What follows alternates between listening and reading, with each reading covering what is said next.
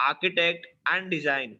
His specialty includes new product development, incubation, applying the clinical data science into the healthcare settings, cybersecurity, compliance, interoperability, and cloud adoption. He has more than 23 years of experience in the software development field. He strongly believes that technology can and will enhance people's life if applied optimally and ethically.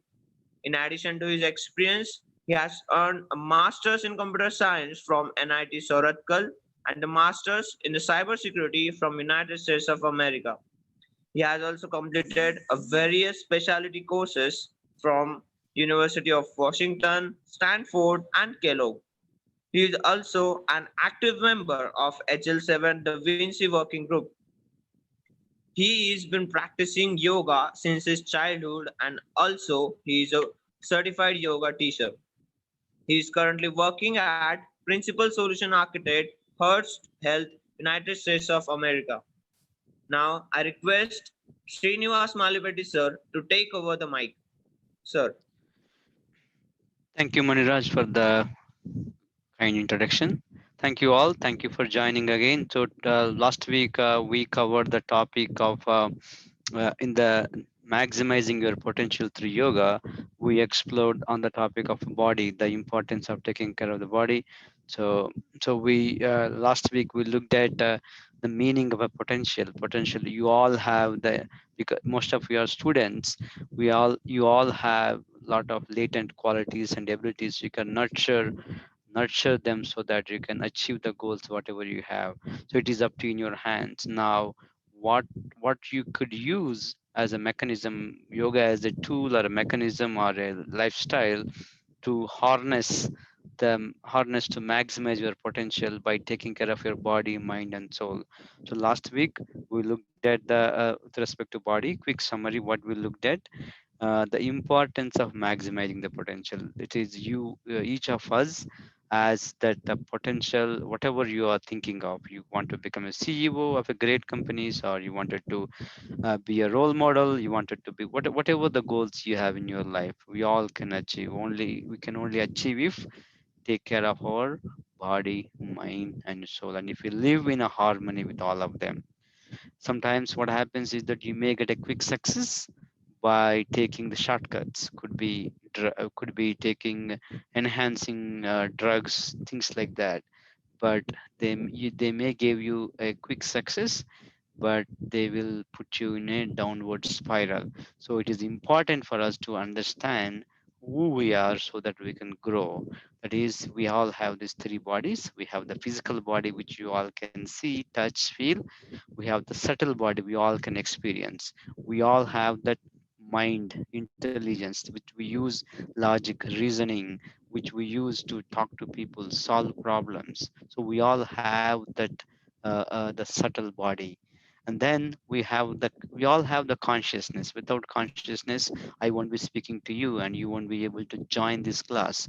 So how do we take care of these three things, mind, body, and soul? How can we harness the power which we all have?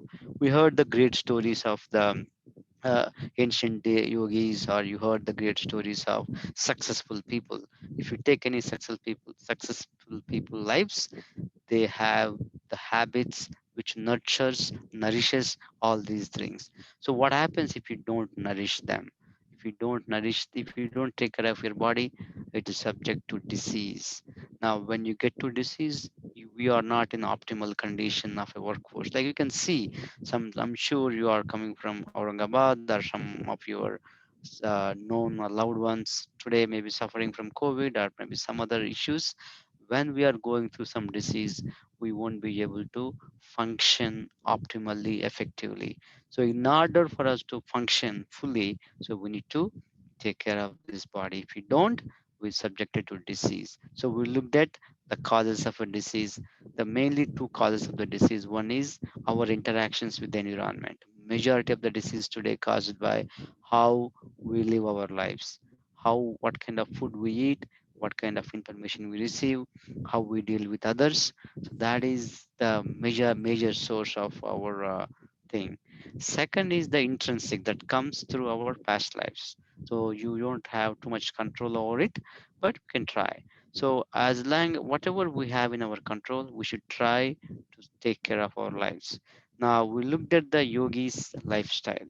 The yogi's lifestyle, we looked at 10 aspects of yogi's lifestyle. The few aspects of having a regulation, moderation in all we do, and having sympathy, empathy, and at last point we looked at was that having a teacher, mentor, a preceptor. Then we also looked at doing the things beyond I and mine. Right? Most of us, you ask this question, what is in it for me?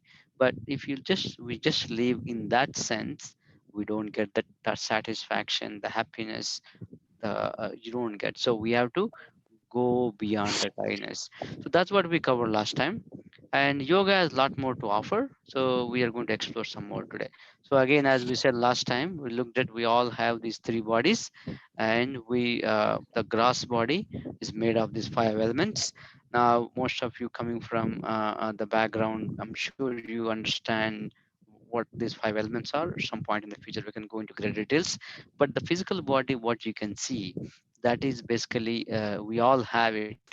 You have to take care of that nicely. It is a complicated machine if you were to think about, right? If you look at it, has various subsystems into it: cardiovascular, endocrine, digestive system, skeletal system, skin. I mean, there's so many aspects, and there is a physical things you can see. There are some things you cannot see. There is the energy bodies. There are so much energies goes into the system. There is a sympathetic or sympathetic nervous systems, and I'm sure you can all feel that when something comes, we immediately kick into fight or flight mode. So we invoke certain types of nervous system, but if we always invoking one of them, if we don't balance, we subject to get disease. So it is important to understand the what we have, the gross body we have, and how can we nourish the gross body. So then we looked at then we looked at today we're going to look at the subtle body wall we have, this mind.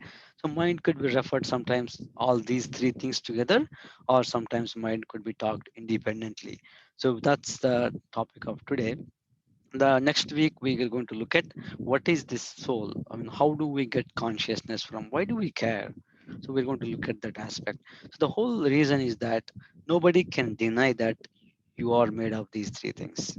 So now once you know, the next thing is how can you harmonize all these things to achieve the potential ahead of you. So now I would ask a question. The question is that you are all using the Zoom, usually dialed into this session. Are you mindful, or your mind is full of things? This question we should ask every moment of our life. So because as some of you know, last time I was telling my lifestyle that I grew up in a farm.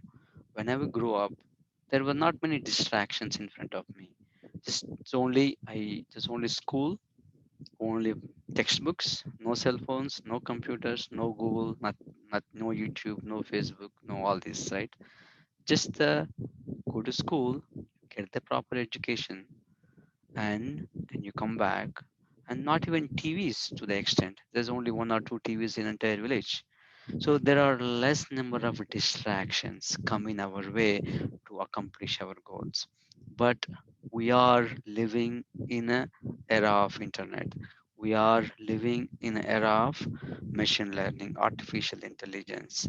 So you today, yes, technology is good. Without technology, you and me may not be able to communicate today. However, the same technology could can give rise to a problem if not used properly. I just give an analogy. You all know a knife. A knife could be used by a surgeon to protect a patient, protect somebody, to can give a life, it can save somebody's life. Same knife in the hands of somebody can take away somebody's life. Same thing, the technology. Yes, Life you can access anybody, everybody with an instant, in a minute. Now use that technology as a means to uh, enhance our lives, not to degrade. So this question we should ask: are we mindful, or our mind is full of things? So now if you look at any corporate today, or if you look at Google, or if you look at Amazon, search for this books on mindfulness, or search on mindful topic, there are so many courses come up.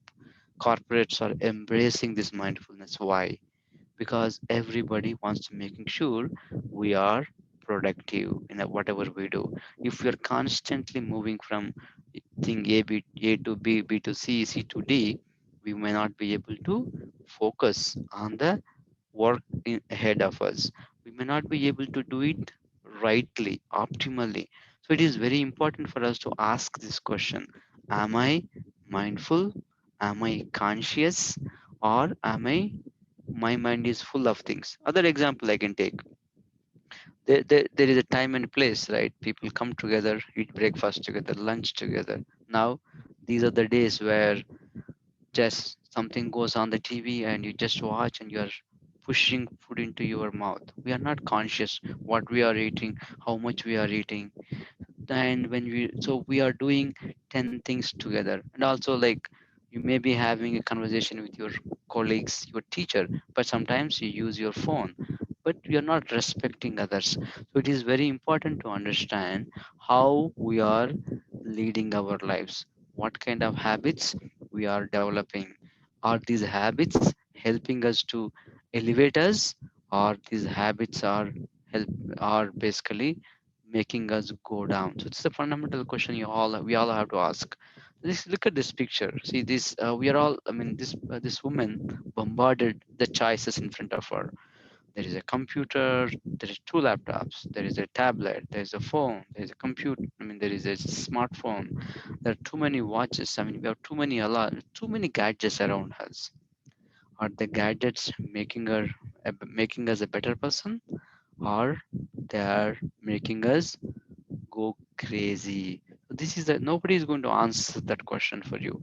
Yeah, we have to be truthful, honest to each of us, and ask that question. If what is the side effect of if it is not used properly? So that's another thing you need to look at. Today we are living in the world of weapons of mass distractions. There are so many of them. If you look at, I mean, these are all good tools if you use them properly.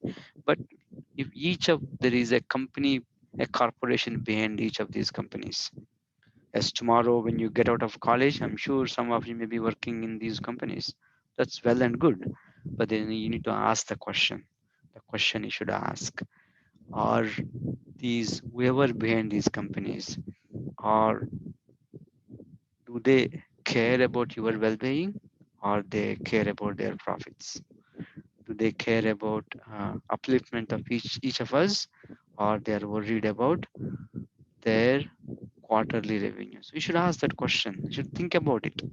Are they looking for your presence on the Facebook, or they are looking for your views on YouTube, versus are they want to make you a better? Yes, they may be giving some charities here and there, they may be doing that, but majority of them, they are basically comes in the forms of weapons of mass distractions. So we have to be mindful of them. See, I'm not saying that you should not using any of these tools. Yes, we should use these tools to enhance our lives. To enhance, last week we learned these three gunas: mode of goodness, mode of passion, mode of ignorance. Are these tools elevating us to from mode of ignorance to mode of goodness? Or these tools are helping me to go down? So this is a question we should ask. So this is, we are bombarded with that.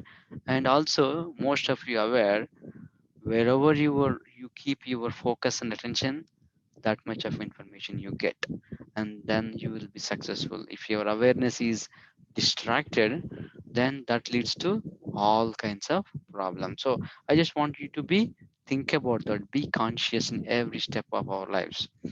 Now this is again, right, are we mindful, or our mind is full of things? This is the question you should ask.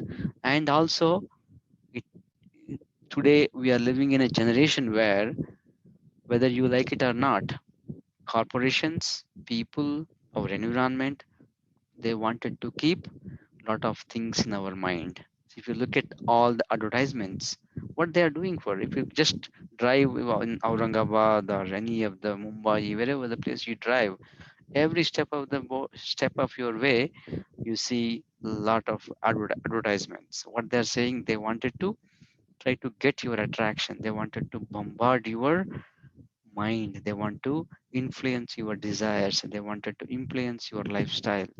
Now, the question we should ask again, are we mindful on the goal, what we are, versus on the path to achieve the success? Whatever the success you are looking for, the success is possible.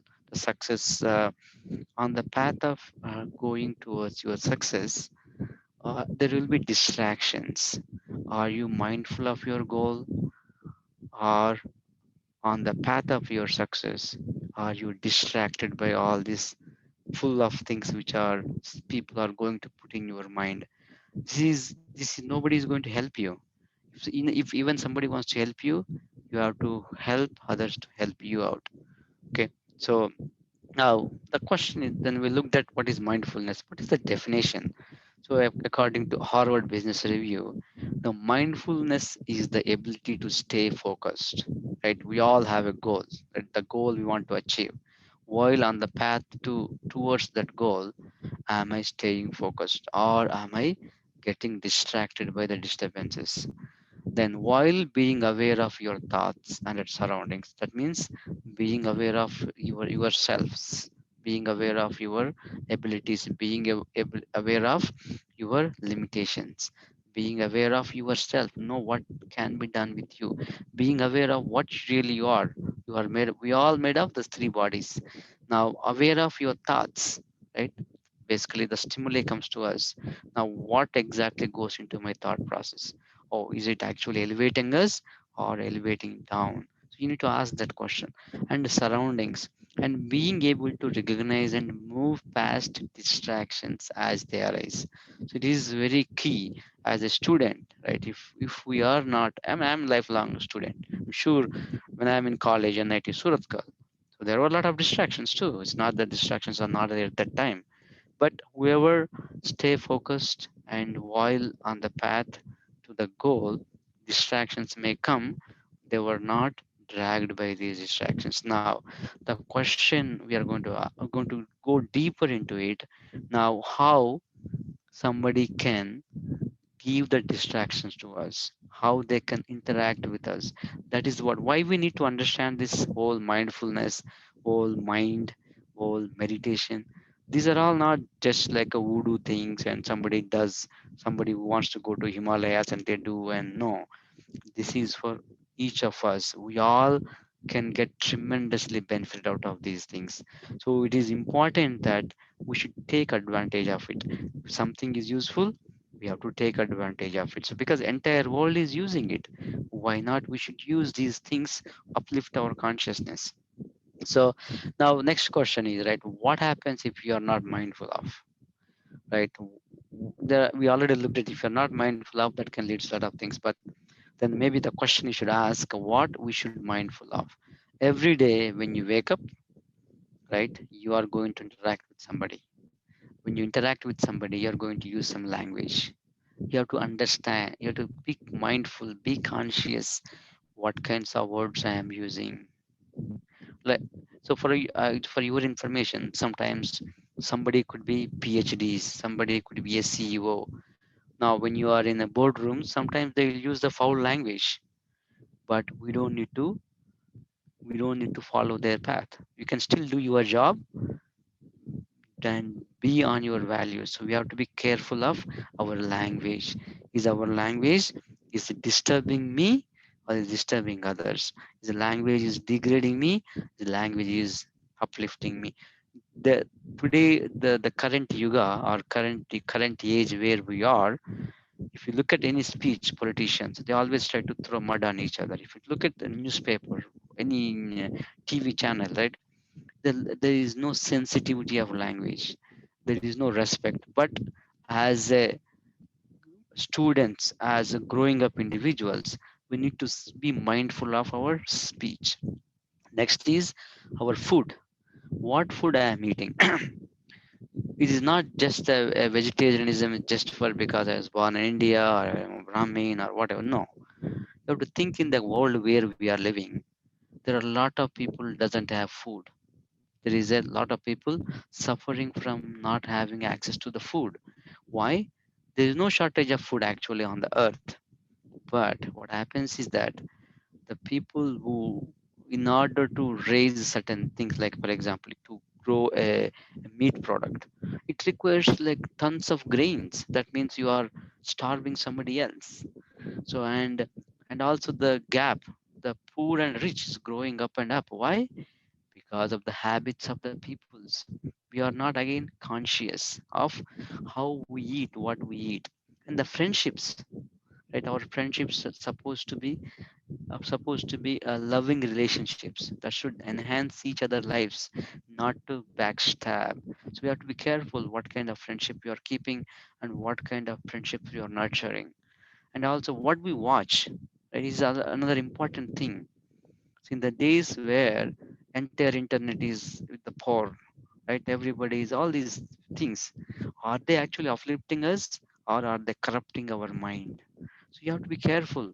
It is nobody is going to protect you. Each of us have to protect, guard ourselves with these entrance. These things comes to those consciousness corruptors.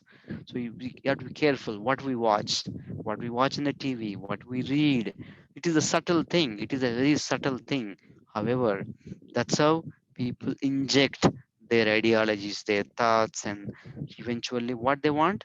They wanted you and me as their consumer for lifelong. So you have to understand that part. Then relationships in our life, the best thing is the how what kind of relationships you are building with each of us and people around us. How? So we have to make sure we are properly cultivating relationships on solid value system, not like I scratch your back and you scratch my back. Is it relationship based on a solid foundation, and is it relationship is going to last forever? Again, you have to be mindful of. If you're not mindful, what happens is that you enter in a relationship, you break a relationship. So then the time, are we mindful of our time? We have to be careful. So in life, the second passed, it won't come back. Doesn't matter how many crores. I cannot buy back the second went off. As students, the time is precious.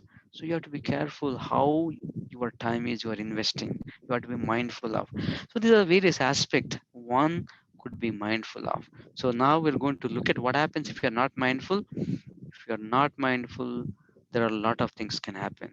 I mean, if you look at a lot of accidents, and if you sometimes you look at some of the flight accidents, or sometimes we had this AWS cloud shut down because somebody was not mindful what the activities you are doing. I mean, there are so many, or sometimes the surgeon may be doing an operation if he is not mindful. There are a lot of things when we are not mindful, things go haywire, and that basically to come back to normal, sometimes it may not be possible, it may take lifetimes. So we have to be sometimes, like if you're not mindful of your emotions, somebody could trigger your emotions. On that you can do certain things, you may not be able to take back your lives. So we have to be utmost careful when we are not mindful, when we are not conscious in every step of our life, and we have to suffer these various aspects. If you look at stress, like stress could be induced. How? Because when there is no harmony between your body, mind, and your soul or consciousness, the stress induced how? Like say for example, your mind may be wandering all over. It may have all kinds of this, but physically you cannot do it. There is an incompatibility between your mind and your body.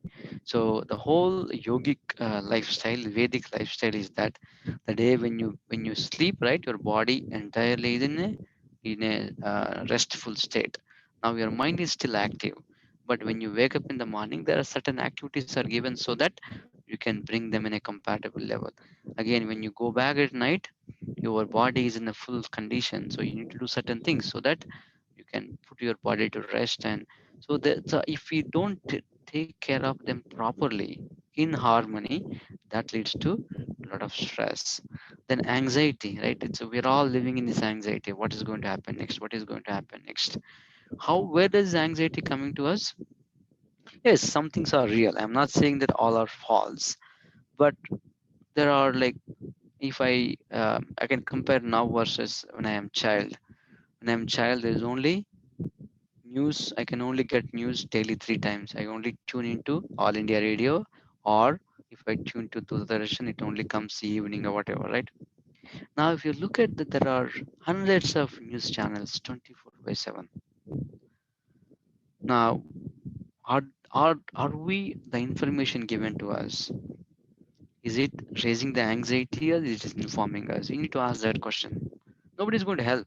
It's you have to help yourself, or you have to give a chance to somebody can help you out. And lack of productivity, right? I mean, why we sometimes we have backlogs, or why we are not able to get a good grades, why we are not able to accomplish what we are not able to accomplish, because we are not mindful of our time, we are not mindful of what we are capable of, we are not mindful of how to manage things. Then what happens is that then we lose that optimal productivity which we are capable of. Now when we lose that, that leads to slowly a slippery slope that leads to anxiety and stress. Then respect, we lose respect, and we lose respect to others, and others also lose respect to us when we are not mindful, right? So basically when you are not using proper words, you are not properly greet others, then why should we expect that somebody will be respect me? The trust is one of the most important things. It takes, to build an inch of trust, it takes a lot of time. To break, it doesn't take much time, just within a second you can lose the trust. So it is very important. If when you are not mindful, just it's you're going to make our lives miserable. Then accidents, right? If you look at, if we analyze, if we find the root cause, majority of the accident because of somebody is not mindful in their job. They are basically multitasking, or they're doing all kinds of things. So then all these things, right? Burning, sometimes when you are not we are being emotional, and then we just you see all these kinds of things. The boiling milk is a silly example, but again, when you are in the kitchen, you have to be careful. Like sometimes you see houses gets burnt because somebody is not careful, somebody is not mindful. So like that, if you see the addictions, like addictions, what happens is that, I mean, most of you, I mean, I can tell myself when I'm in college, I can see some of my friends got addicted to a whole bunch of things because they are not careful enough.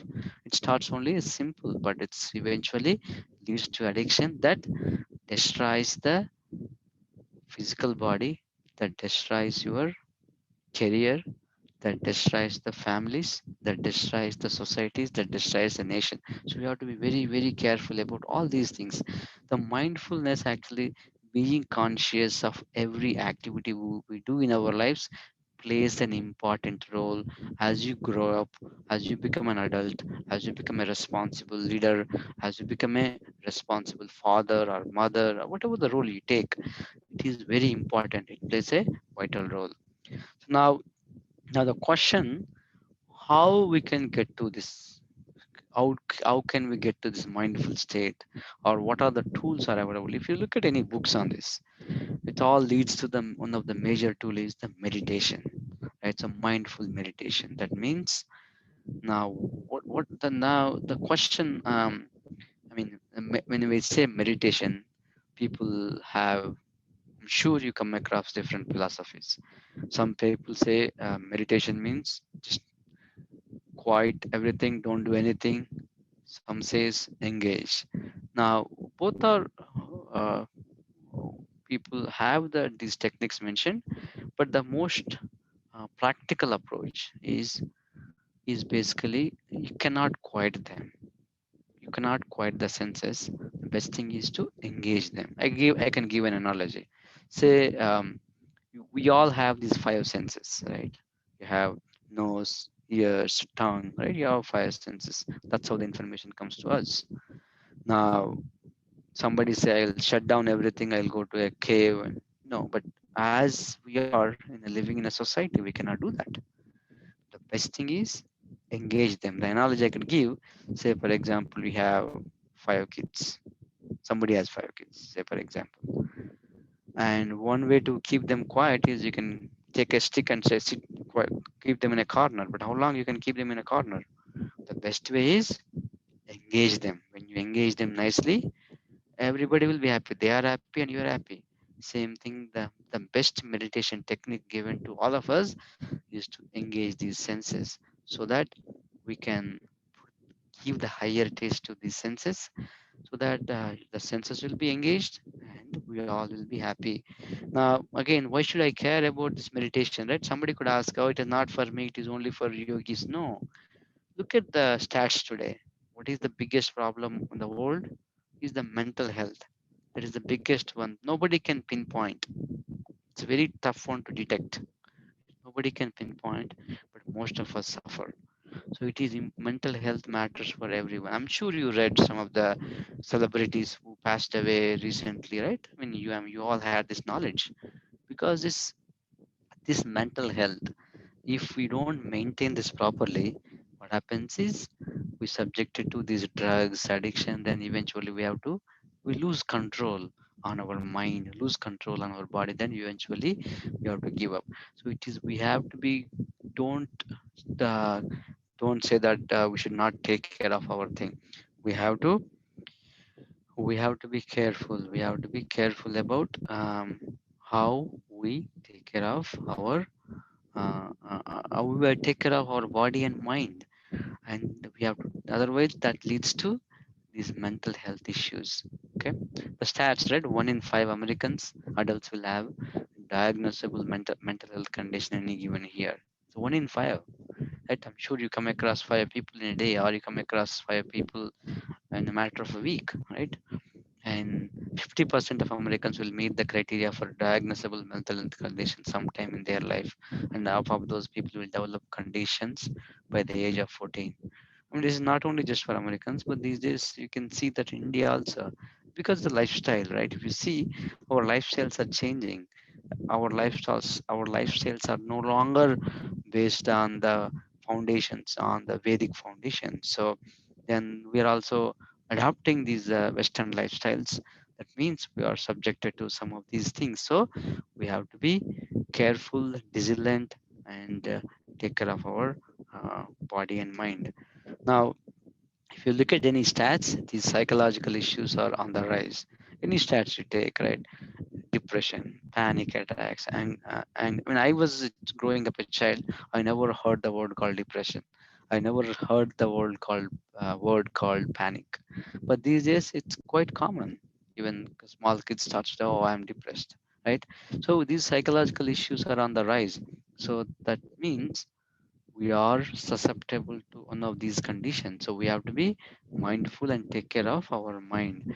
Now that question comes, what is psychology? Psychology is the definition, is a science of mind and behavior. It's basically taught thinking how our mind works and what is the how the role of mind on our behavior, right? So basically the mind, it's a thinking and feeling, but when you act, the, the act comes our body, right? If somebody is angry, where do they show? They show it through the expressions, show through the body, either the hands or voice, right? So the connection, the science of mind and behavior, and the mental or behavioral characteristics of an individual or a group.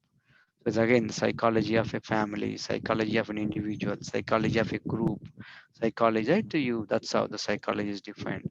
Then the study of mind and behavior in relation to particular field of knowledge or activity. Psychology could be talk at a different levels. It could be individual, a group, or it could be as a body of science. So now we are going to look at from our individual perspective how it plays a vital role and how what are the tools are available for us. Now that is what the definition we saw, just a normal definition from a science perspective. From Vedic psychology perspective, it goes broader. It goes broader in terms of last week we looked at the gunas, right? Gunas plays a vital role on our behaviors. Then how do so none of the material science talks about the gunas, right? That basically good mode of passion, goodness, ignorance, and also the various subtle. There's a people. Science doesn't even accept mind, so they only accept brain, but Vedic system accept these days they are accepting mind too. But mind also, Vedic psychology goes into greater levels of the mind, right? There are four levels of the mind. Then it also goes about the connection between the consciousness and our mind, our behaviors. And it also goes into level of our emotions, our thoughts. And if you see on the right left hand side, the thinking, feeling, willing, the actions, the behavior, so our desires, so they all plays a vital role our overall mental or physical well-being. So it's a holistic science. So once the whole idea for us to know this, because if you know this, we can actually perfect our life better. Okay, so meditation and mindfulness is both a state of being and a daily spiritual practice, a form of meditation. So the one of the biggest tool or technique or framework to be in the mindfulness is the meditation. So now what are we going to look at? What is next is what is this meditation? So if I have to ask you what is meditation, what would be your response? If somebody wants to answer, they can unmute themselves and they can answer.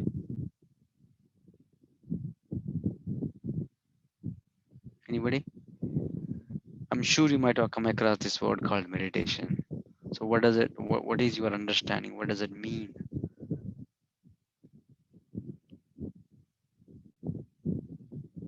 Don't feel shy. It's I don't want to be only one way. I want you to be some interaction so that I know that you are mindful about the information you are receiving. Okay, so I see nobody is stepping up. I hope you're still you can hear me, right?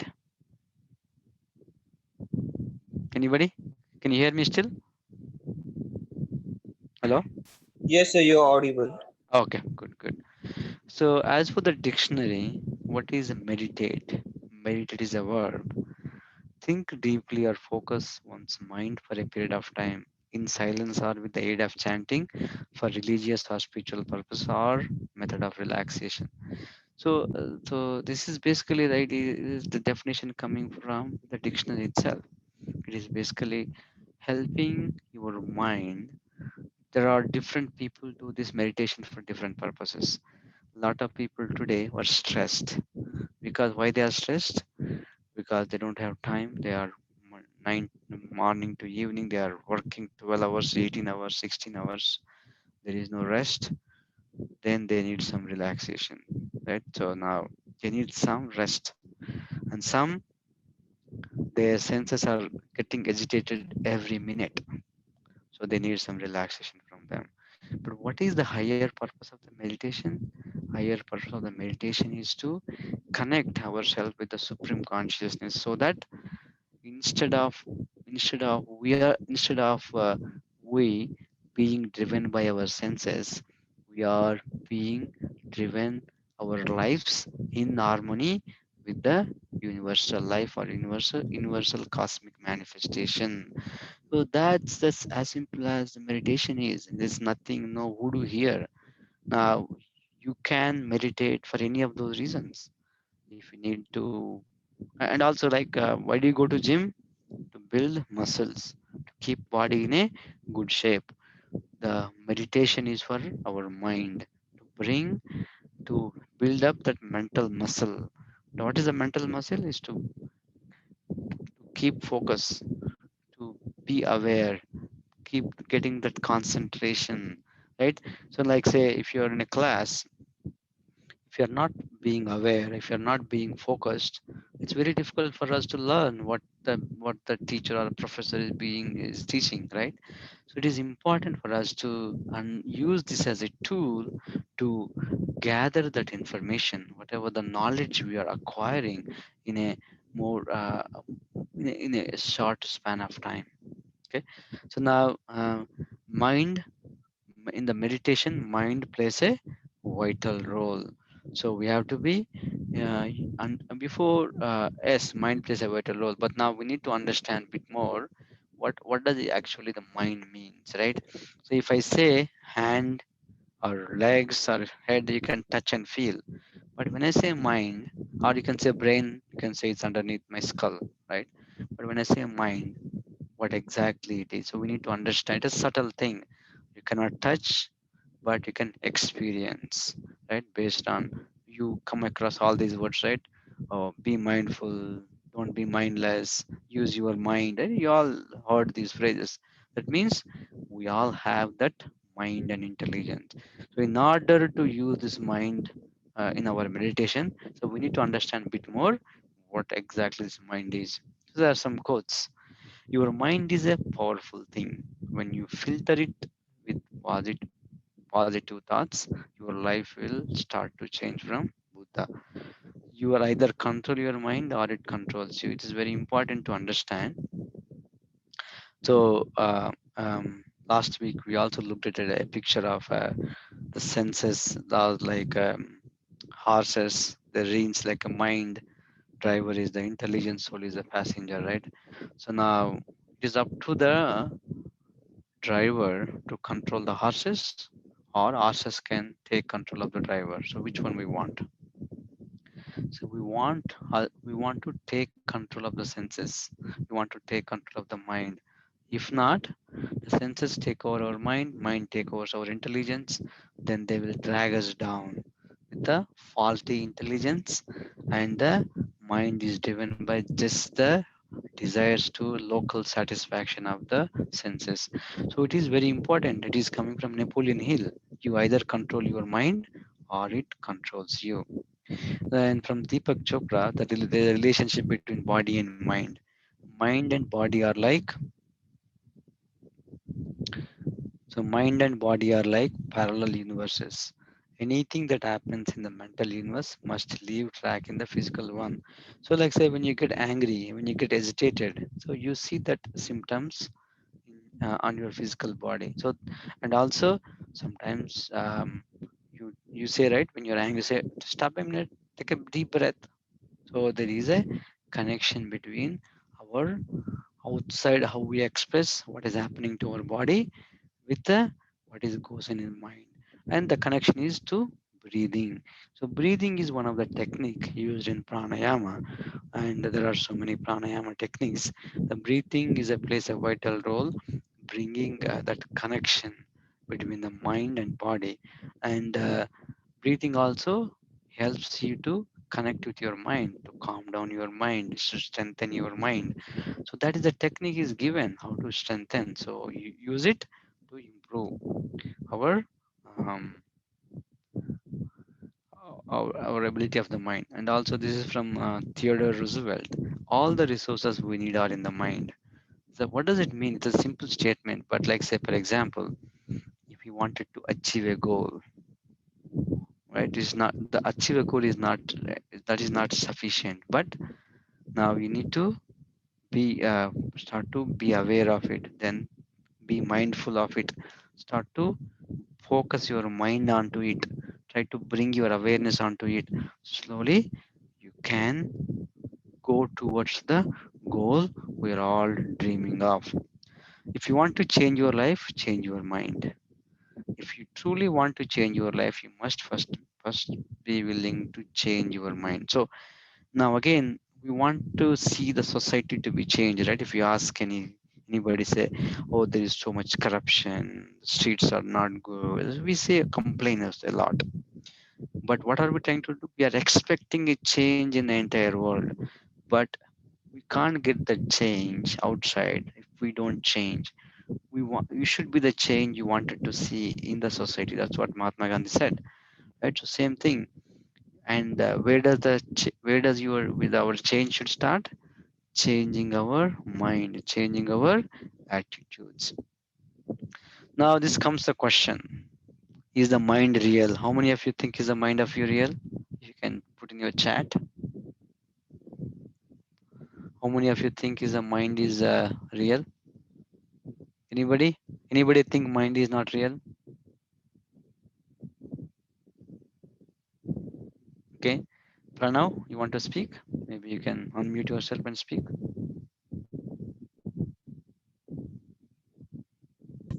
No, I was just saying that mind is real. Okay. Nice. Yes, mind is real. So, so we all have the mind. Without the mind, right, we won't be able to do a lot of things. Okay. Now, what is this mind? So, mind can mean many things to many people, right? So, as we know, it's a real thing. Sometimes say, focus your mind. That means somebody is saying, try to be aware of the things. He's using mind, name of the mind or the concept of the mind in that context. Sometimes you say, man, he's clever or he's intelligent. So, and he's a smart, right? In those cases, also we use mind as an element to say he has a good mind, right? Some also say that we all know we are all living beings because we are there is a soul in each of us. Soul is the root of our consciousness, but the mind is our route to express that consciousness to the external faculties. So that's again mind acts as a means to bring that consciousness from root from internal to outside, and it is a generator of emotions and ideas, and it is also compared to hard drive. That means it keeps the all the sensory perceptions from not only this life actually. We'll look at next week. It also keeps the perceptions from our past lives too.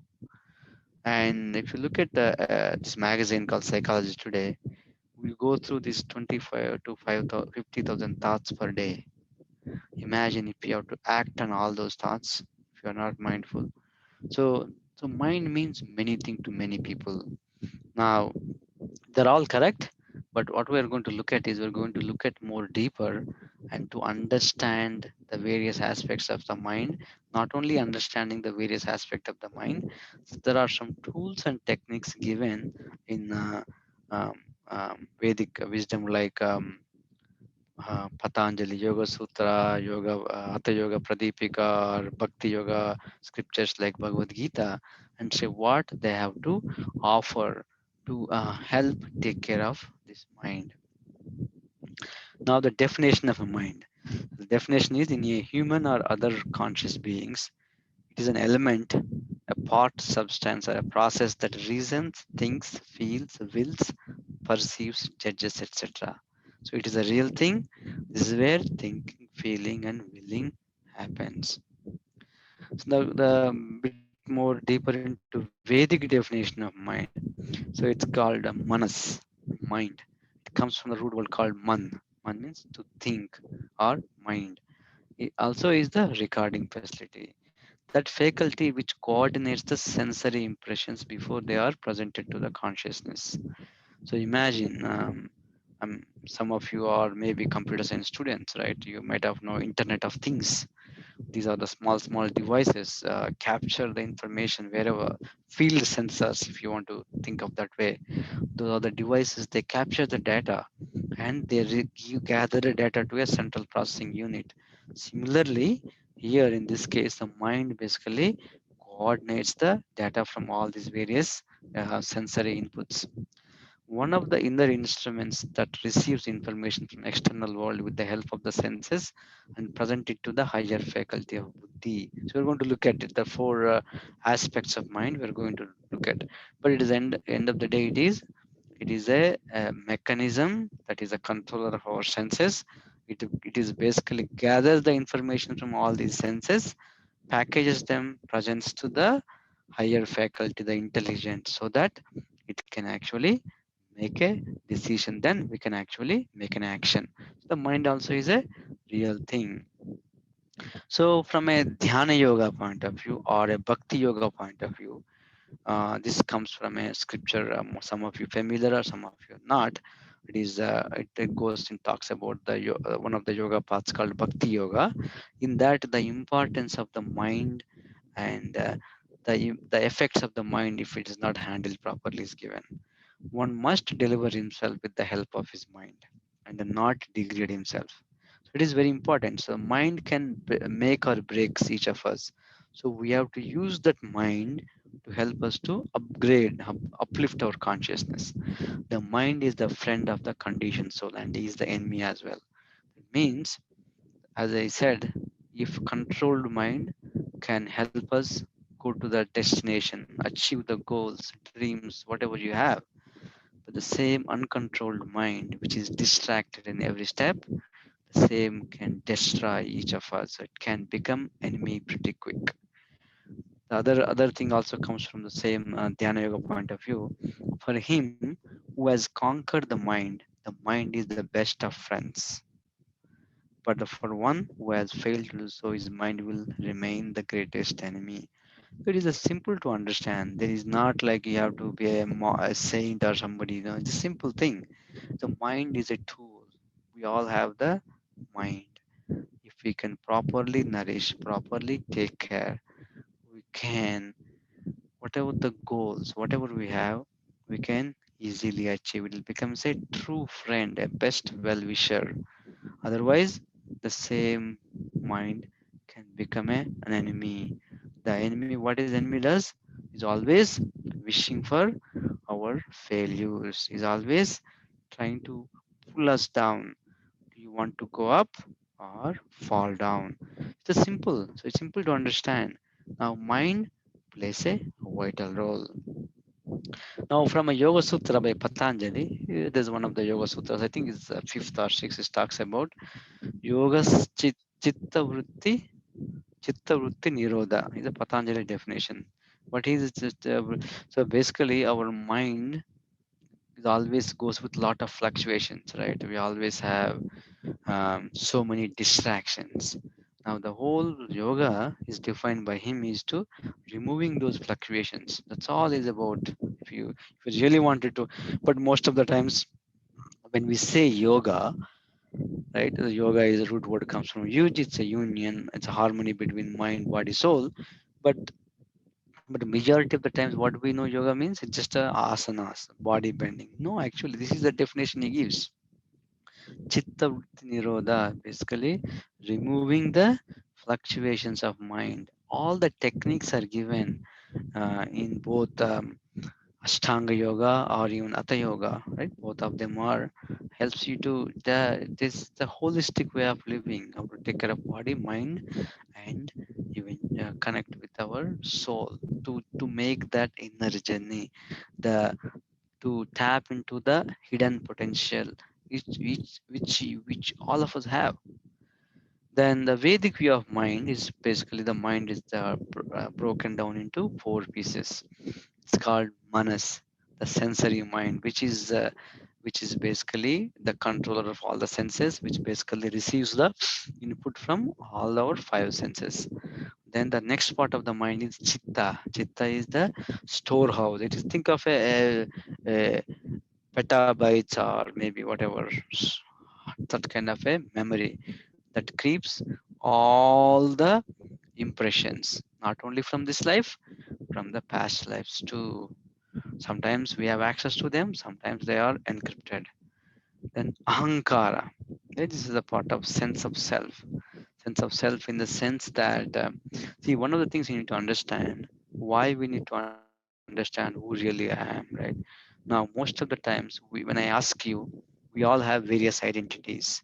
Now, when the thoughts comes to us, now they are restricted based on our identity. But sometimes somebody may not be believing in themselves. They have a narrow identity. Now, this once you understand the ahankara, real ahankara versus false ahankara, then actually you can tap into the potential we all have. Then the final is the buddhi or the intelligence or the discriminative faculty. So that means the five senses, they gather the information, And then once you gather the information, sometimes they are compared to our past impressions. And then they're also the information also compared against our identity, and then it is given to intelligence to make a decision, what is right, what is wrong, what I should be doing. Now once the intelligence makes up a decision, then it again gives that information back to our senses to act. So we're going to look at even from a pure stimuli, receiving receptive neurons versus activating neurons. We're going to look at that from a medical sense point of view. But from a Vedic point of view, normal science only talks about brain, but they may talk about mind too. But Vedic science goes into more finer aspects of this mind, how they interact. And this picture or this diagram, most of you seen last time. This is basically five horses. The reins is the mind, driver is the intelligence, soul is the passenger. So, as we looked at some of the quotes, right? Do you want to control the mind, or do you want let the mind control you? Then the example here: do you want the reins to control the horses, or do you want horses to drag the reins? Right, the reins is the one which this driver is holding, right? Now, the same thing, see the simple analogy, but it is a gives you profound insights into how we wanted to live our life. If you see, this is there's a bottom up, top down, right? Today, most of us basically our senses are trapped by who? All the advertising agencies, right? Either they are trying to trap our senses. Everybody wants to take control of our senses so that we can be their customers for our lifelong or maybe many lives, right? That's what they are. But now what is the Vedic science is saying? You don't get trapped by these things. You take charge from top to bottom. Don't fall into the trap of bottom up. So that is the profound wisdom. One who can understand that and try to be conscious about that, then they can actually accomplish the goals. They can get that satisfaction. They can get that happiness or success, whatever you call, that is easily available. Otherwise, we becomes the victims of our senses. Then once we become the victims of these senses, then they degrade us. Then addictions come, and then doesn't matter. You may get degrees sometimes. You may have PhDs or some things, but still we are succumb to our senses. So it's a very simple diagram, but very profound to understand. Now this is pure from a just if you are looking from a simplistic way of looking at the neurons and how the things happen. So there is a stimuli. I mean, see here. I mean, there's a glass of water. It could be anything. It could be a gulab jamun, or it could be your favorite sweet. It could be your khichdi, whatever you like, or a biryani, whatever you like. There is something stimuli. The stimuli receptor is the eye ear. Sometimes you can be others. There are, could be you if you are listening to music, that could be your receptor. There could be different receptors. Now there is a sensory neuron that connects from your receptor to your brain, right? So now the information comes from the stimuli to receptor to your brain. Now once it comes to the brain passes that information to your mind. First it starts with manas, then goes to chitta. I mean, basically information given to all three of them. Then eventually all those three passes the information back to the intelligence faculty. Then it can decide what to do, what not to do. Then once it decides, again it comes to the brain, then comes to your this motor neuron, then that can invoke some of the body parts. Here, okay, oh, it is nice, it's sunny outside, it's too hot, it is a nice drink, or you can, it's good for you, it cools down, okay, then you can make the action like that. Now this is the same stimuli can come to you. It could be and it could be an alcohol, it could be a poison, it could be something else. Now the cycle is the same. Now what happens, we have to understand is that the mind, there are some things in the mind, right? Your manas, your chitta, and your ahankara, those three, if they are not purified, if they are contaminated, that's when we get into uncontrolled mind. So we're going to look a bit more. So hope I am not are you with me so far? Anybody? Are you following? Yes, sir. Okay. Yes, sir. So now, hope you the next we're going to look at functioning of the mind. As we see in the previous, as we saw in the previous diagram, the sensory input comes to us via brain. Now we saw the four parts of the brain. I mean sorry, mind. One is manas, conscious mind. Then chitta, then ahankara, and then the buddhi. The 1, 2, 3, 4. When the information comes to the brain, it is given to all these three faculties. The conscious mind, that's where there is some level of I mean sometimes you have to react quickly, right? There's something happens, so that can do there. But then the subconscious mind, chitta, whatever you receive, it is compared with the past experiences. Sometimes it can add it to your past experience, or sometimes it can create a new experience altogether. So now when you see something over a period of time, so most of the times, right, we are not, we most of the times we receive the same stimuli all the time. There's only new stimuli comes, right? When the same stimuli comes, you are already had certain responses. So now, because of that, it will basically pulls up from its hard drive and gives it back to buddhi. Same thing also ahankara. Ahankara asks a question. Ahankara is true. Ahankara is the ego. It could be true or false. It could say, uh, whatever the stimuli coming, is it, how is it going to help me? Is it so now when all these three informations are given, where they are given?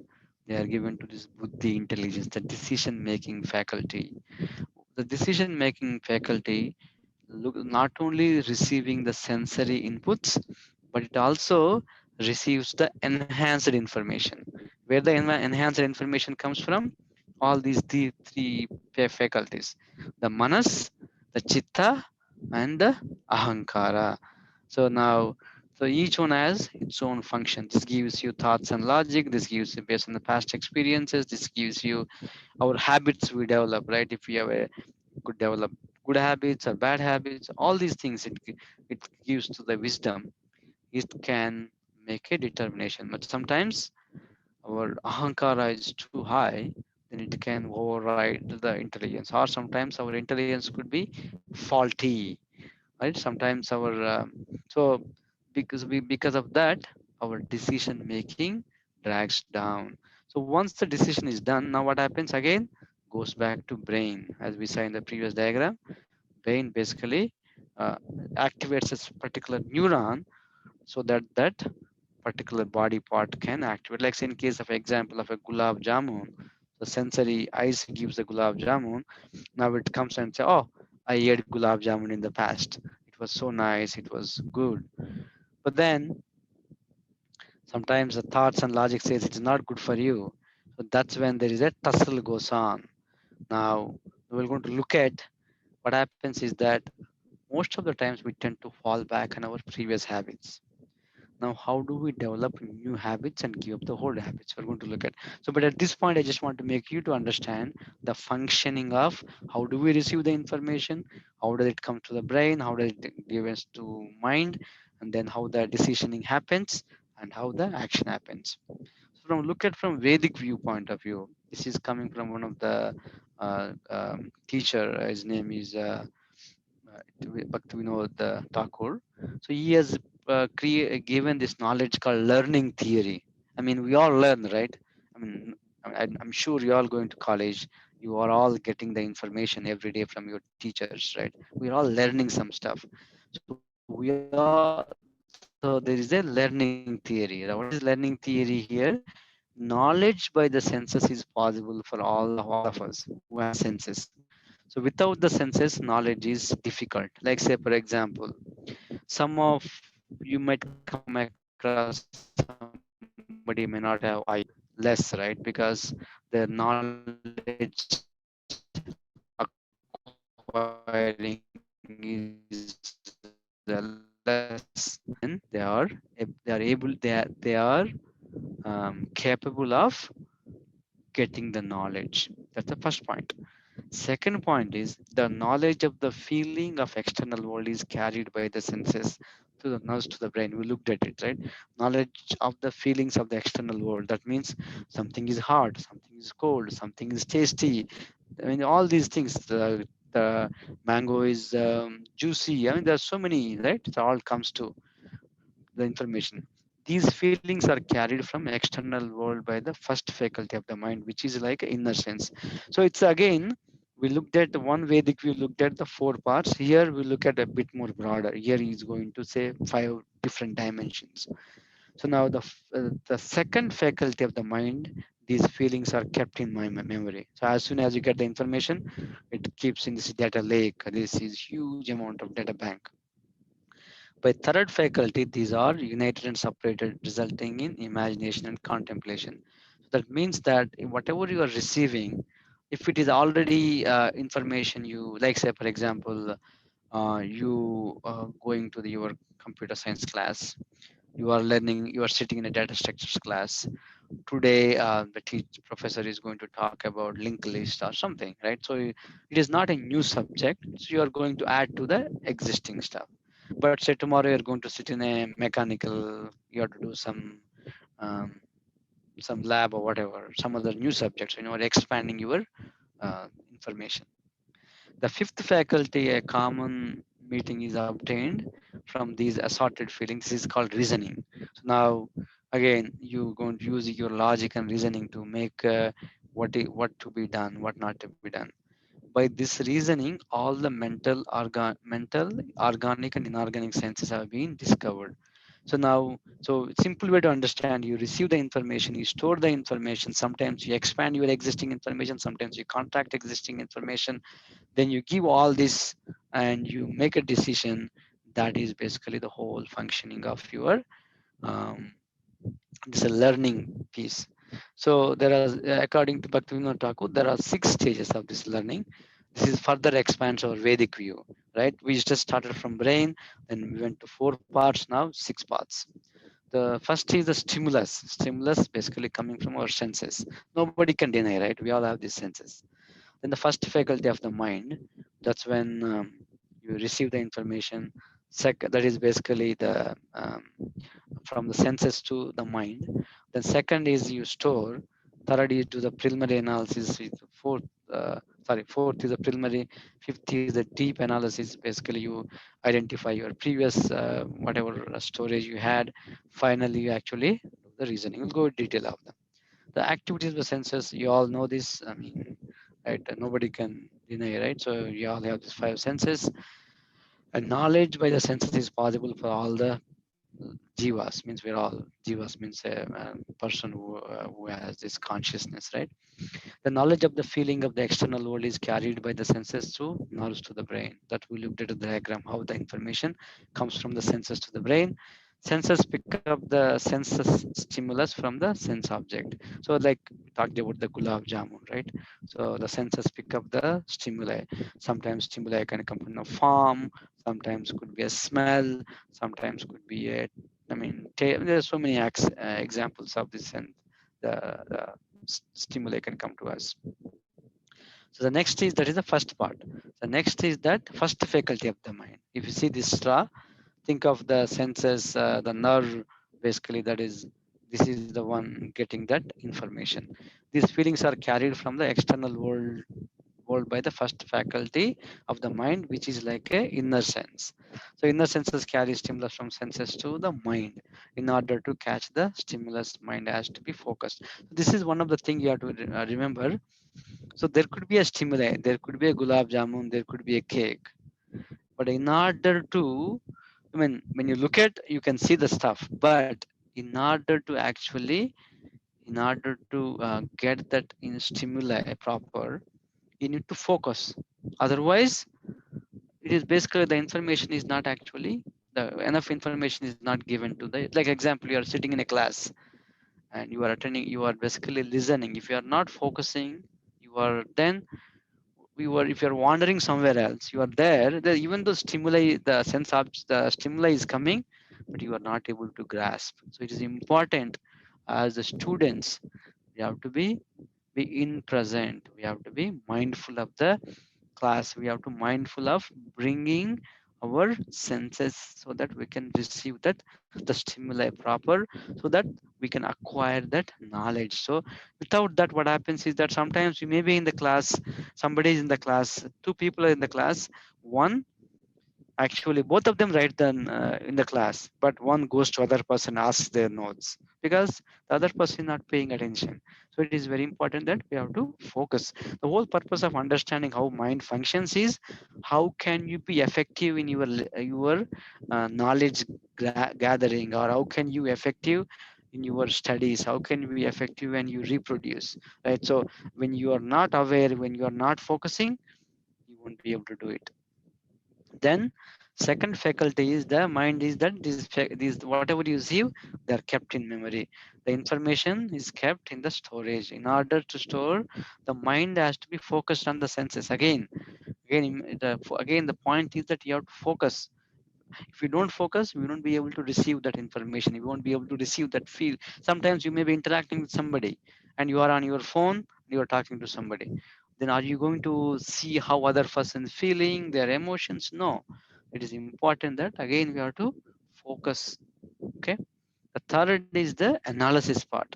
By third faculty, these are sometimes, right, the information can be contracted, the information could be expanded, right? So the other is also, right, the simple reactions, primitive uncomplicated reactions like good, bad, dangerous, fearful, like say for example, as soon as you see a snake, I mean immediately you, so that kind of the simple analysis is done, and your body pushes to make a quick fight or flight response quickly, right? There's a snake or there is some danger coming. But then the next comes is the deeper analysis and identification. The fourth faculty determines the qualities of these feelings and minimizes their number, and again divides and increases their number. Just in a sense, just go to the point, you'll understand. So deep analysis and identification based on the desires of the mind. Based on the intelligence and prior experience, things are categorized. So this is very important.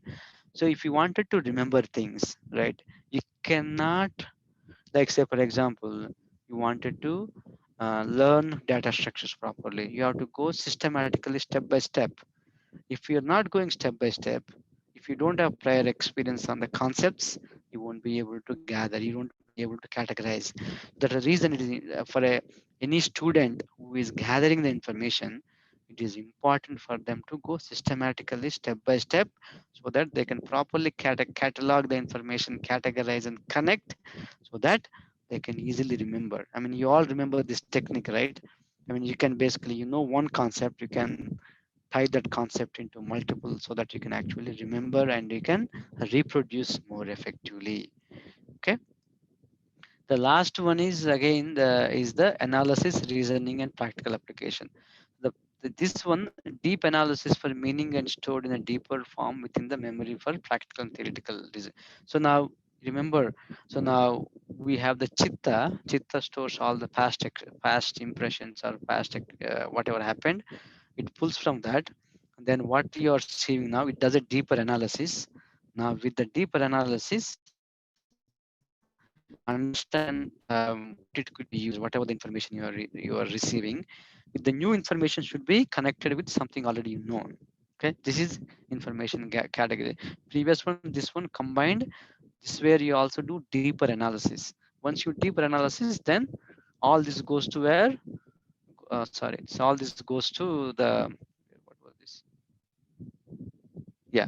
So this basically that is not the mind. Actually, this is the deeper portions of the mind. That is the intelligence. So after this, the storage, preliminary analysis, deeper analysis, everything is given to this faculty of the intelligence. The faculty of the intelligence actually makes a determination what can be done. Okay. That's where we are. So again, why we are trying to go deeper?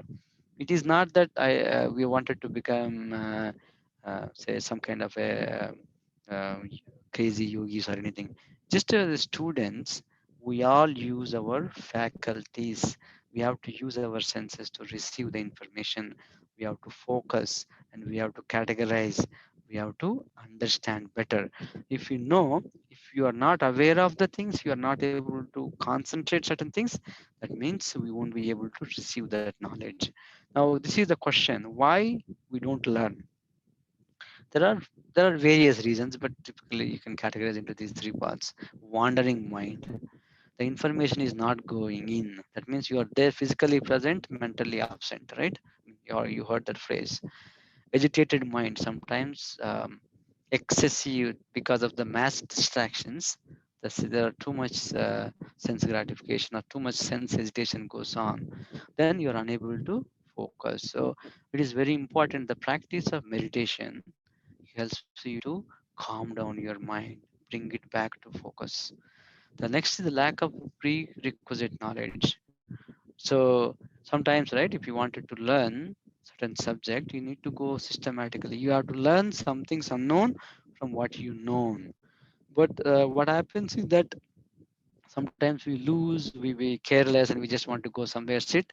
Nothing goes in our head. It everything goes up, right? That means we lack the prerequisite knowledge. We should be able to connect something which is already known. The best way to learn is you have to learn something unknown based on what we know.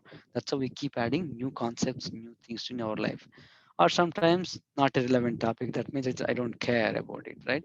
So these are ways people don't learn. As a students, we can definitely use techniques of mind meditation to bring the wandering mind, and also be sincere in our studies, be sincere in our practices, so that we can go step by step and we can actually uh, harness the potential which we all have. This is another view of the mind. The three basic functions is thinking, feeling, willing. This is another way to look at mind. So it has to, in order to something to manifest, first you have to think. Actually, there's something called principle of two. First you have to mentally create, then physically happens. If you don't contemplate, if you don't actually go through this process of thinking, feeling, forget about really happening, right? So that's what you should think about it. That means we all should see how our mind works. So we have to be careful how these steps. Then the workings of the mind, right? We basically, it starts from, this is again coming from Patanjali. He goes into greater details. Starts from desire and will be in this loop. So there is a desire. I mean, could be conscious or expressed. The desire, we all have desire, right? The desire, say you wanted to eat something, or you want to do something, or you want to read something. That desire leads to action. Whenever there's an action, the action leads to an experience, right? By doing the action, that you experience the action of, say, icha is you want to eat a gulab jamun, right? Then you hold and eat. That gives you an experience. So it's juicy, it's tasty, or it's not so good, right? With that experience, what happens? It makes a deep impression in the mind. This is the samskara. It makes it prints in our mind. Now, apart from that printing in our, what is it gives rise to? It is gives rise to this dormant desire to eat that particular thing again and again. This is how we get conditioned. So we have to be careful. So now this is where we have to be careful what kind of desires we are desiring. So this is the cycle of the mind. This goes in loop. Okay. There is another way to look at it also, is from a another Vedic scripture point of view. So the desire is, could be based on proper knowledge, could be based on improper knowledge. If it is a proper knowledge, then that desire leads to uplifts you. If it is improper, that means that is a sinful desire that leads to a sinful action. Whenever we do a sinful action, every action has to give rise to some reactions. I mean, most of you heard about this, right? What goes around comes back. If you do good, if that, this process of called karma theory, right? So when you have to the action, sinful action, that has to give rise to reaction. The reactions could be two kinds. Some reactions, they, you can see, right? When you eat too much, right? Sometimes you may get diarrhea. That is a manifest. Unmanifest is you're slowly becoming obesity, right? Then along with that, what happens? This the vasana, the sinful disposition to perform that act magnifies every time you do. So we'll be in this cycle. We have to be careful. So what is the sinful desire? It could not be sinful, like say, for example, I mean, it is sinful, like say, for example, some of you are entering into college, you are getting into some good association or bad association. Somebody says, okay, let's drink something which is may not be good for you. That the desire starts very small. Then you make an act. With the act, you may have some hangover, but with that act, there's also some damage to your livers or some things are going to come in the future. But along with that, that sinful disposition that basically in a unfrakuta stage, it will magnify. So you'll be in this over a period of time. It started small, it goes big and big. Eventually, it leads to all the suffering.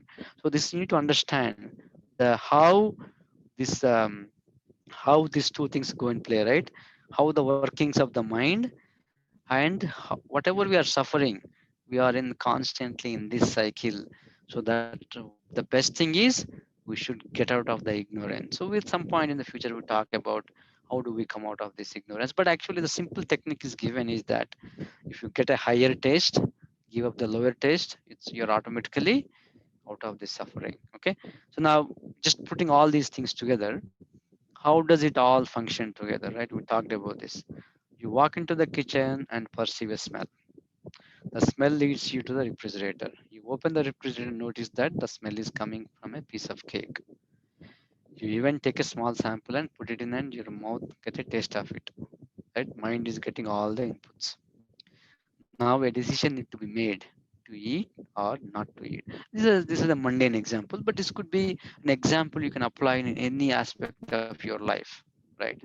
Every step you have to make a decision. Now mind feeds all this information to the intellect. Intellect has to make a decision to eat or not to eat. Intellect is unstable. I'm sorry. Intellect is unable to make an independent decision. It has to condition to always consult with ego before making any decision. Approaches ego for the advice. So they go on hand in hand. They basically consult each other. So now this is where the tricky part comes. The ego digs into memory and pulls out all the information related to this cake from a previous experience. It determines that in the past, the experience of eating this cake was most pleasurable, just heavenly. Ego advises the intellect to go ahead and order the mind take necessary actions. Intellect puts the final decision on hold for a moment and decides to make some independent investigation. So now it got the inputs final, but it just want to make sure it's the correct decision or not.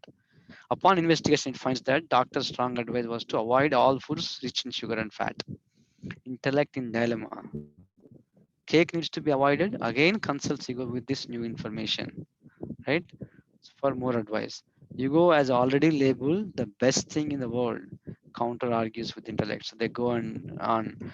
So this is where you have to understand, are we an false ego or a good ego? One piece of cake cannot kill anyone. After all, it is just one piece. Just go ahead and eat it.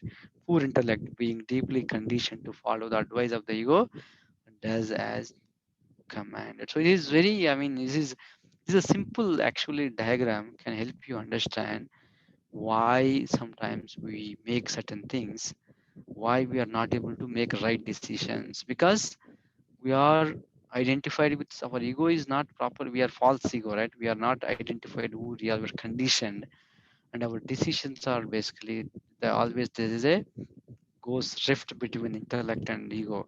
But sometimes our ego, most of the times our ego wins over the intellect. Our intellect is also faulty. I mean, where we are getting the information. So we all looked at, right? Mind gets all inputs. Decision made by intellect and ego. Decisions are based on whether good for strength gratification or not. That's what we are doing today.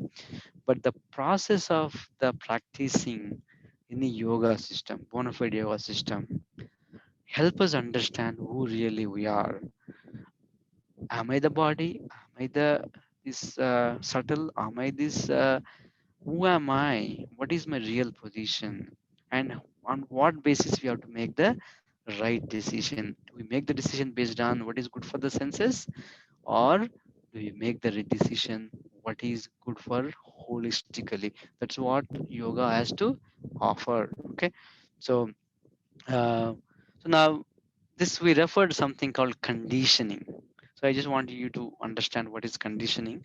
This is one of this Ivan Pavlo is conducted an experiment with a dog.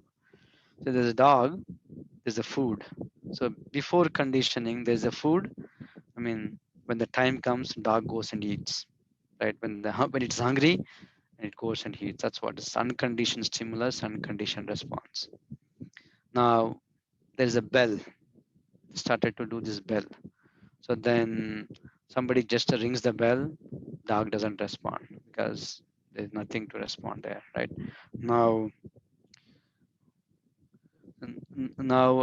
during conditioning, um, so now when they're bringing the bell, the food comes. So there is a response along. हाँ वो Right? हेडफुल है. So there's a response, right? Basically, what happens is unconditioned response. That means there's a bell, there's a food. But now what happens? Now what happens is during the third process. Now dog knows when there was a bell is ringing, it knows that the food is going to come. But now after it is conditioned so much that it thinks that whenever the bell is ringing, food is going to come. There's a conditioned stimuli, conditioned response. Dog is trying to salivate. But the problem here, right? It is thinking that the ringing of the bell actually getting the food. It is forgot the food is actually comes. So that's we are also get conditioned. Let's look at one some more here. To be conditioned means to mentally associate the satisfaction of a desire with a stimulus that cannot satisfy the desire.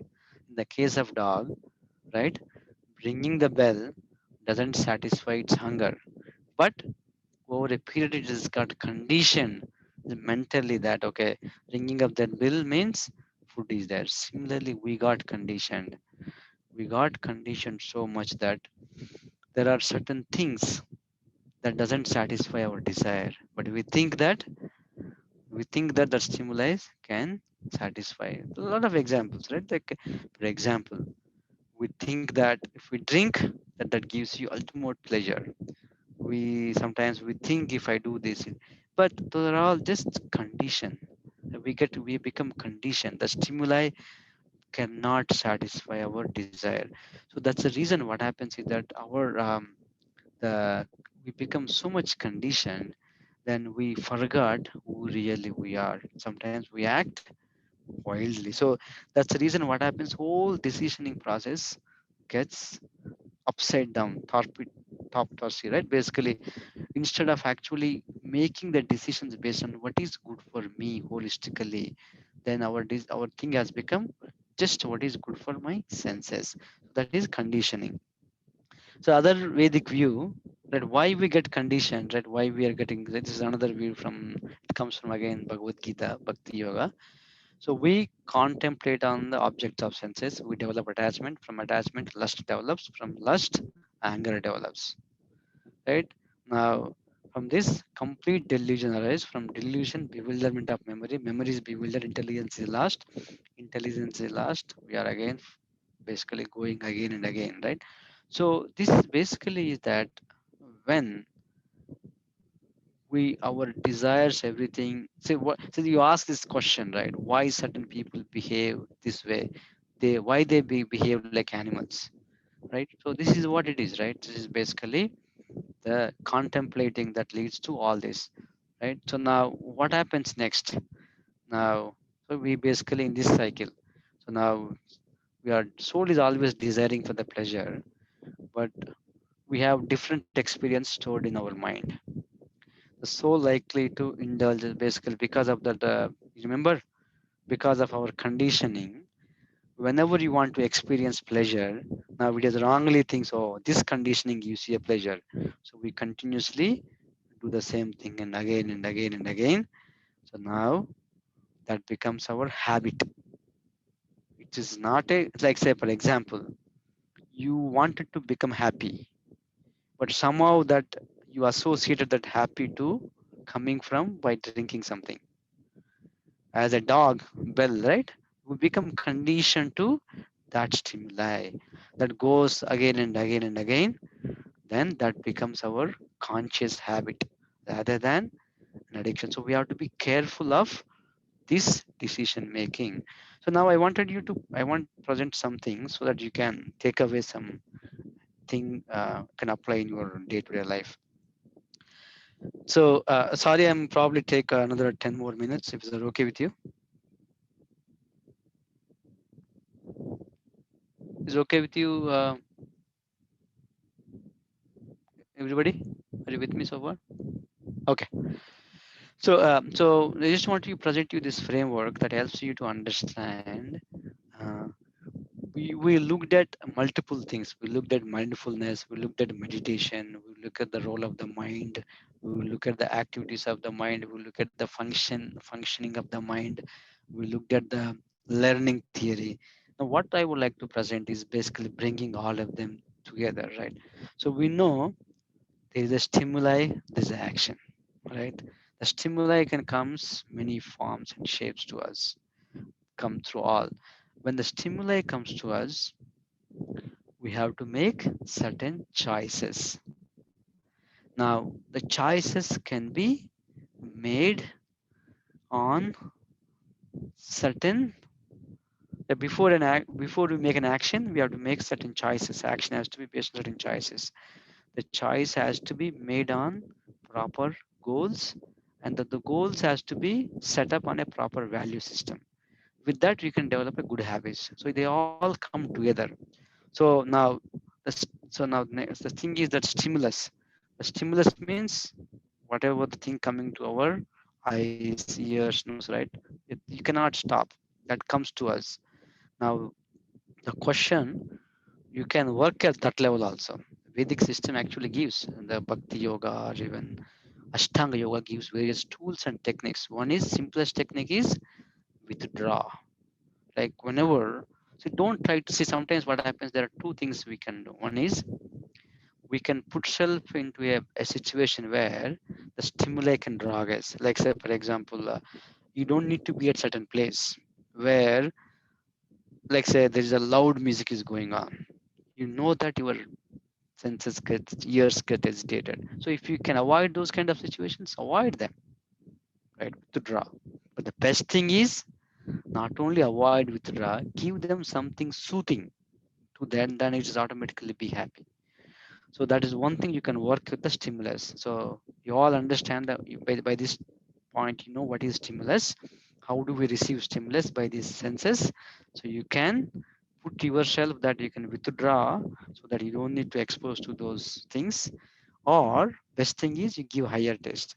The one other thing about the mind is, or we all think, right? Or sometimes you say I'm helpless, so I have to, I mean, I have no reason because I have to act that way because somebody was, I mean, sometimes you hear these stupid arguments, right? Basically, some males becomes irrational and they do all kinds of things. Or then they'll say, oh, somebody was not dressed properly, whatever, all these stupid things. Why am I helpless? That is the weakness of mind. When you have to make decisions, what happens? As you know, right, it compares to, because we are conditioned, it compares to our previous experience as chitta. So it goes into that loop. It feels that it is helpless and it is constantly looking for the shortcuts to make the decisions. But each of us have a capability to make a right choice that can uplift us. That that capability we have given, but is we are not exercising it. So we have to exercise that. Don't feel that we are helpless. We, each of us have, can make choices based on the sound goals, based on a proper value system. Okay, so mind is lazy, follows the shortcuts on picking the choices, right? I mean, most of us, right? I mean, no, I mean, we all avoid change, right? Change, any change comes, it's new thing, we don't know. Change is, we want to avoid, but in this world change is continuous.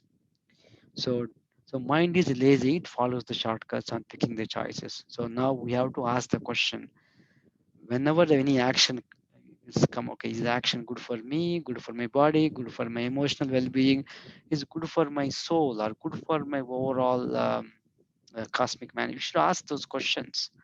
And you have to remember all the time, we are responsible for our choices. So the one is you can work with the stimulus, and you can purify them.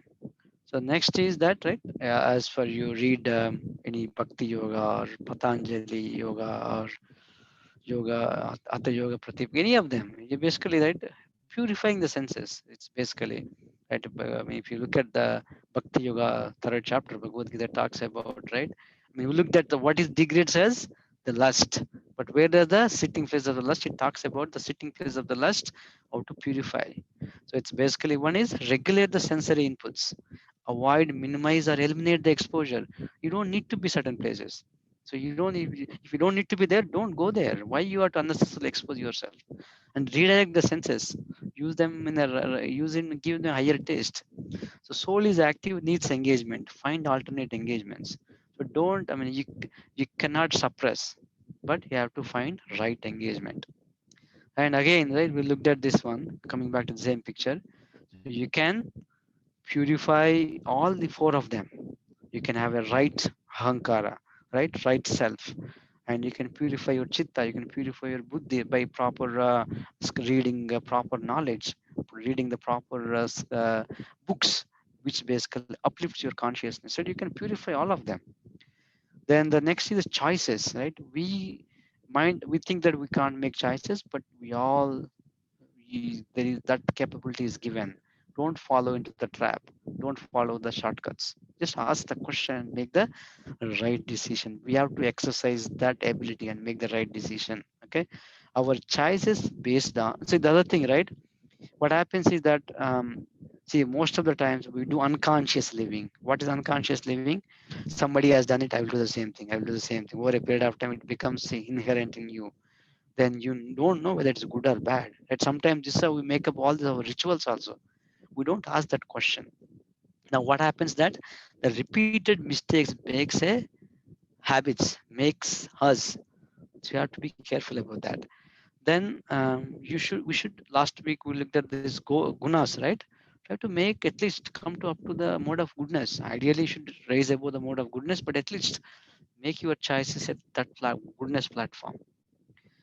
Right, so now cultivate proper choices. So right, regularly study books, scriptures, I mean whatever that gives you, right? Develop this discrimination power that is given to all of us. Use it, sharpen our intelligence, and develop that proper conviction. Conviction is what is good for me, what is my good for body, mind, good for the environment. I mean, whatever, right? You develop that discrimination, determination, and develop that ability to make the right decision. Understand what is right, what is wrong, not just based on our own limited senses, but make that understand what is right and wrong as a holistically, right? Understand what is temporary, what is permanent, right? What is actually, what helps you to give rise to less reactions or no reactions, or what gives to more reactions.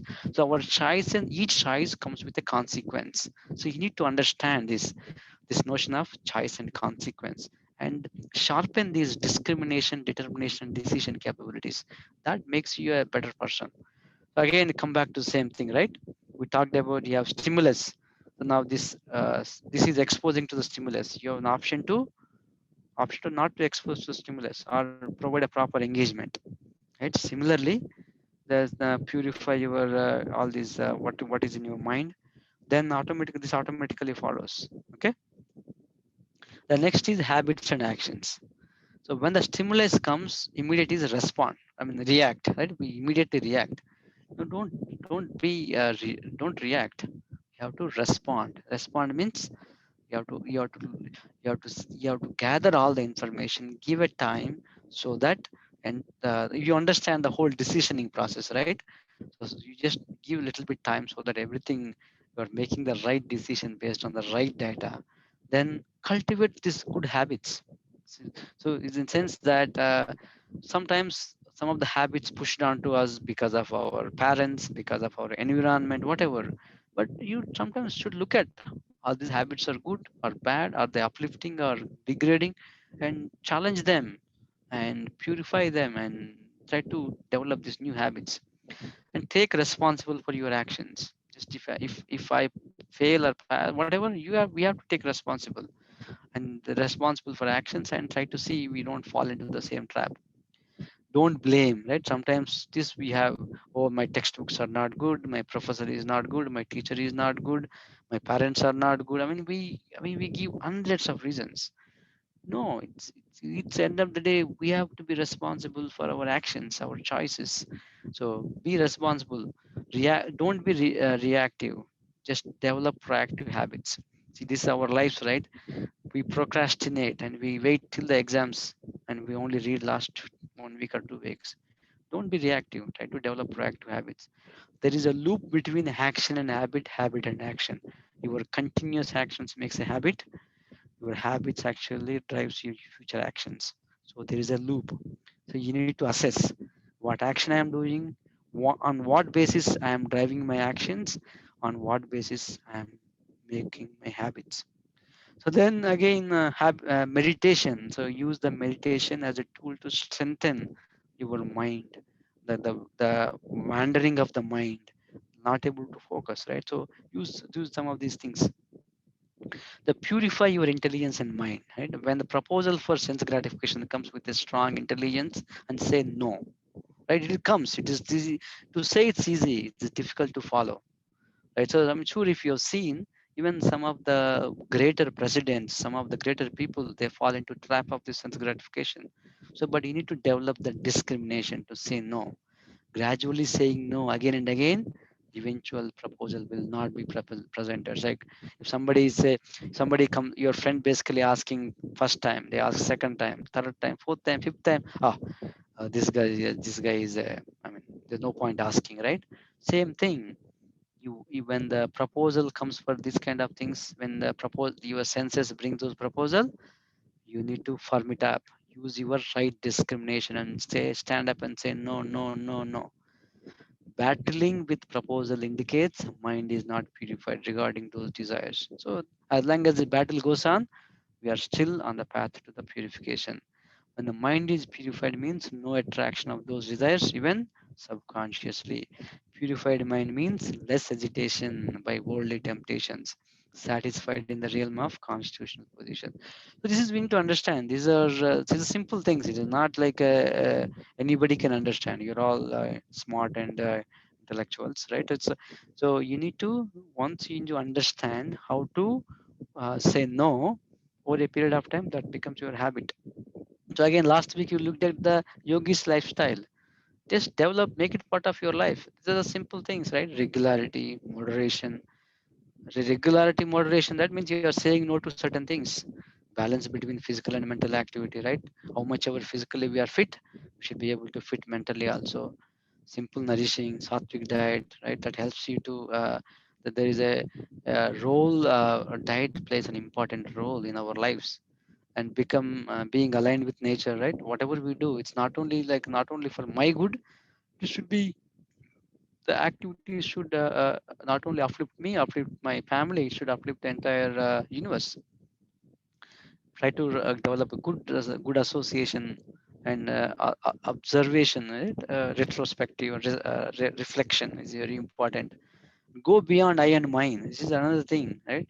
So then guidance from a preceptor, mentor, whoever you want to in your life, and establish connection. So you develop these lifestyle habits in your life. The last one is values and goals. So I just, in order to succeed, you should put some goals in your life. If you don't have a goal, then what happens? If you don't, then I mean, if you don't know where do you want to go, any road can lead you there, right? As students, you should have proper goals, and those goals based on proper value system. The value system should harmonize body, mind, soul in a connection with the supreme consciousness. So they ask those questions. Are my goals are properly? I mean, first of all, should ask question: do I have goals, and are they based on the proper value system? Okay. So then with that, now again coming back to the Patanjali yoga, what is it has to offer and to take care of the mind, right? So I mean, we look at last week yama, niyamas, asanas, right? Pranayama helps to take care of the mind. Then you look at, we also talked about today pratyahara, right? Basically withdrawing, then concentration, meditation, right? This is basically, they're all the tools helps you. Then the other thing, I mean, in the Bhakti Yoga path gives you a simple technique, right? I mean, give a higher taste to these senses by developing that connection between you and the supreme consciousness by just chanting. I mean, either of them, both techniques helps you. At the end of the day, what you are trying to do, you are strengthening your mind. Okay. So now I think we're almost done. So this other one, even Patanjali says it's also there in Bhakti Yoga, the other, and there is a constant practice is required for the practice. Like say, if you make soccer player, you go every day. Same thing. If you wanted to control the mind, there's a constant practice is required of some level of detachment, right? Abhyasa, vairagya, and develop this aspect of connection with higher consciousness. So yeah, so and the other things we already talked about: healthy eating, regular exercise, meditation. The key takeaways. Probably sorry I took a little more time today, but I hope it's helpful for you. As a student, it is very important to understand it plays an important role. The how to receive the information. The information comes through us through the stimuli. So in order to be good at any subject, you need to bring our awareness to that part. Like say, if you want to bring good at some particular subject in that particular class, mind wanders, but try to bring the mind back to the keep bringing back. Eventually, it gives up going away, right? That helps you become a better student. That helps you become. So the next thing is set up some good goals based on proper value system. That gives you a framework to make proper choices. Right? Because in order to perform action, you have choices. You can make a good choice. How do you decide good or bad? Do we decide based on what is good for our senses, or do we decide based on what is good for us holistically? Okay, so our choices should be based on um, proper goals which are built on proper value system. And otherwise what happens, our you make a poor choice, that poor reaction will end up that cycle, and we develop a bad habit. So we also looked at mind from many angles. We looked at mind, the connection from brain to mind. There are four manas, chitta, ahankara, and intellect. How the gathering the information is done, how the storage, how the reasoning, logic, the true ego or false ego plays in the decision making, how there always a tussle between them. But over a period of time, purify the intelligence with the right knowledge, so that, and practice that, give up the false ego and develop the true ego, and come to, we are looking at what is this is a simple concept. Conditioning is, we want certain desire. Let's say you all wanted to be happy or you wanted a certain goal, but over a period of time what happens, there is a practice that actually doesn't give you that result, but you think that that gives you, that is called conditioning. You need to understand based on the example we have given from Ivan Pavlov. You should also look at your life. So with that, develop few habits that can make you a better student, better person, and a better universal citizen. With that, I would like to stop. If you have any comments, questions, please. We don't have time for quick meditation. I was trying to maybe do some exercise, but with that, if you have any comments, questions, please open up your microphones and ask questions.